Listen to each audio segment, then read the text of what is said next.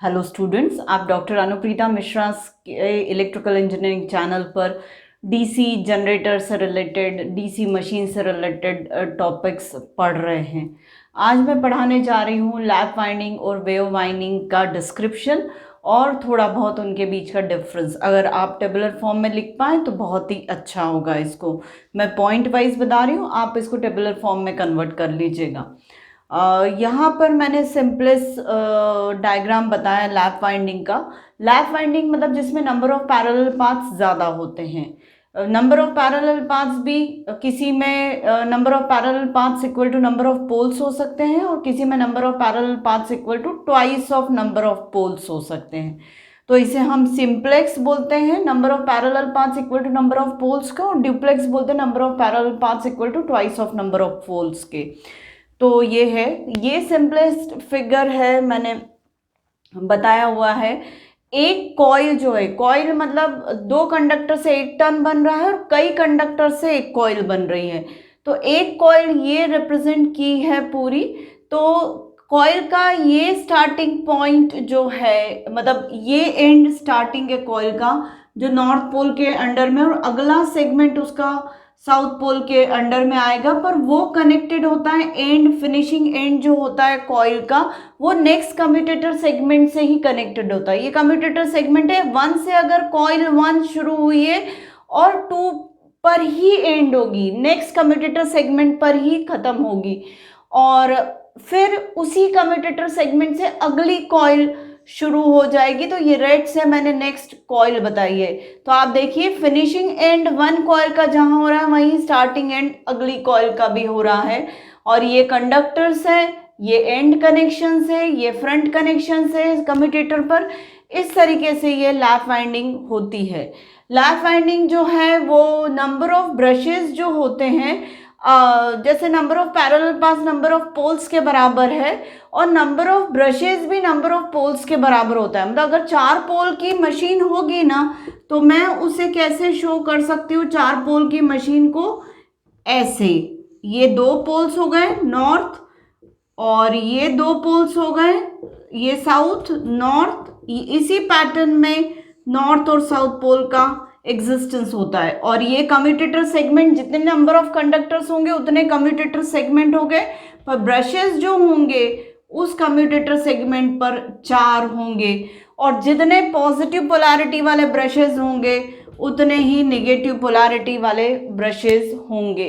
इस तरीके से 4 पोल से तो 4 पैरेलल पाथ्स होंगे लैप वाइंडिंग में, और 4 ब्रशेस होंगे, और उससे करंट का कलेक्शन होगा।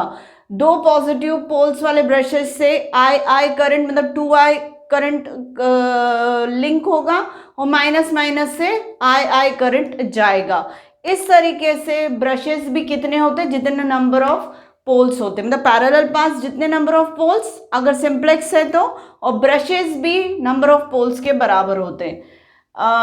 और ब्रशेस को इक्वली पॉजिटिव नेगेटिव में डिवाइड किया जाता है। Number of brushes in the lap winding is equal to the number of parallel paths होते हैं। अगर सिंप्लेक्स है तो P के बराबर ब्रशेस होंगे, ड्यूप्लेक्स है तो 2P के बराबर ब्रशेस होंगे। और नेचुरली ये जो पैटर्न लैप वाइंडिंग का यूज़ किया जाता है वो हाई करंट और लो वोल्टेज के लिए यूज़ किया जाता है। और जनरली जो रेटिंग होती है लैप वाइंडिंग फॉलो की हुई डीसी मशीन्स की या जनरेटर्स की, वो 500 किलोवाट से अबव वाली रेटिंग्स ही पावर के टर्म्स में हम समझ सकते हैं ज़्यादा की होती है। तो ये पूरा डिस्क्रिप्शन लैप वाइंडिंग का हो गया। अब मैं आपको इसके बाद वेव वाइंडिंग का बोर्ड रब करके बता देती हूँ। चलिए अब मैं वेव वाइंडिंग समझा देती हूँ। वेव वाइंडिंग मतलब सीरीज कनेक्शन, सारे कंडक्टर्स के सीरीज कनेक्शन का एक फॉर्म होता है जिसमें नंबर ऑफ पैरेलल पाथ्स जो होते हैं वो 2 होते हैं, फिक्स है, वो वेरिएबल नहीं है।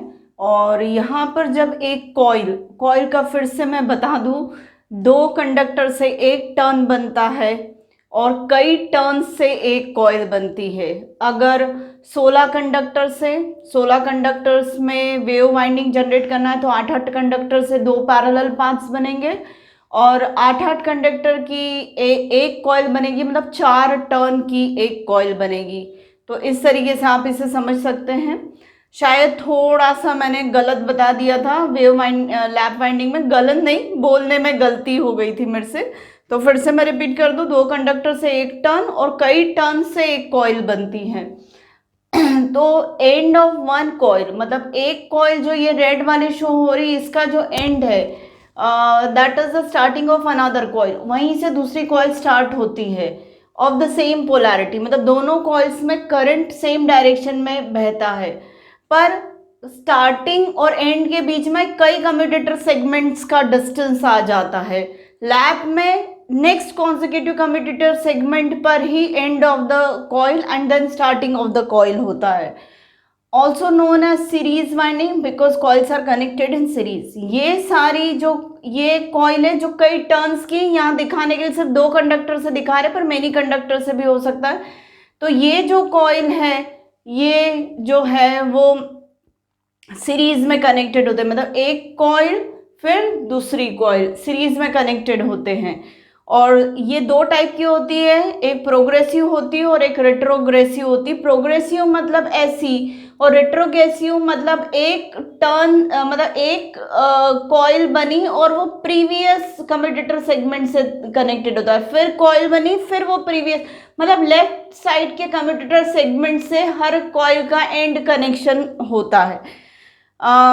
जब बहुत पूरा मशीन्स में पढ़ा दूंगी उसके बाद मैं लैप और वेव वाइंडिंग का थॉरो टीचिंग भी करूंगी, पर अभी आप लोगों के लेवल पे, जिस लेवल पे मैं आप लोगों की अंडरस्टैंडिंग को इंक्रीज करने की कोशिश कर रही हूँ, वहाँ पर इतना डेप्थ में आपको समझ में आना थोड़ा मुश्किल है। पर आगे जाके जब सिंक्रोनस जनरेटर, सिंक्रोनस मशीन की आर्मेचर वाइंडिंग लेंगे तो आपको और ज़्यादा आर्मेचर वाइंडिंग के बारे में समझ में आएगा। पर हाँ, डीसी मशीन में लैप और वेव वाइंडिंग का सीरीज और पैरेलल कनेक्शन वाला कॉन्सेप्ट है। सीरीज में वोल्टेज इंक्रीज होता है, पैरेलल में करंट इंक्रीज होता है। उस कॉन्सेप्ट को लेके सारे कंडक्टर्स डीसी मशीन के जो होते हैं या तो सीरीज में कनेक्टेड होते हैं या फिर पैरेलल में कनेक्टेड होते हैं। और यहाँ पर रेटिंग जो होती है वो 500 किलोवाट्स के बिलो वाली रेटिंग की मशीन्स को हम वेव वाइंडिंग से बनाते हैं। तो ये सारे डिटेल्स लैप और वेव वाइंडिंग के जो मैंने आप लोगों को समझा दिए। उम्मीद है ये थ्योरेटिकल पार्ट जो बहुत पहले पढ़ा चुकी हूँ, पर एज सच यहाँ पे बहुत कंसेप्चुअली नहीं चली हूँ।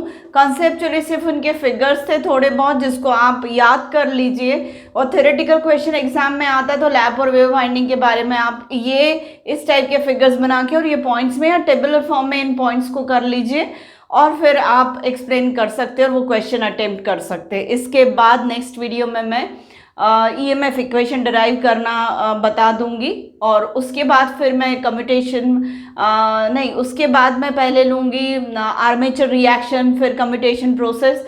तो बार बार ये सारी चीज़ें कम्यूटेटर सेगमेंट्स के साथ कनेक्शन वाइंडिंग्स का बार बार सामने आएगा, तो आपको चीज़ें क्लियर होती चली जाएगी। पर ये सारे टॉपिक्स जो है वो थोड़े लंबे हैं, तो काफ़ी लेक्चर्स, मतलब मुझे ऐसा लगता है कि ज़्यादा लेक्चर्स लग जाएंगे समझाने में। कम्यूटेशन प्रोसेस, आर्मेचर रिएक्शन, ये सारी चीज़ें, ईएमएफ इक्वेशन तो एक वीडियो में ही मैं कवर कर लूँगी।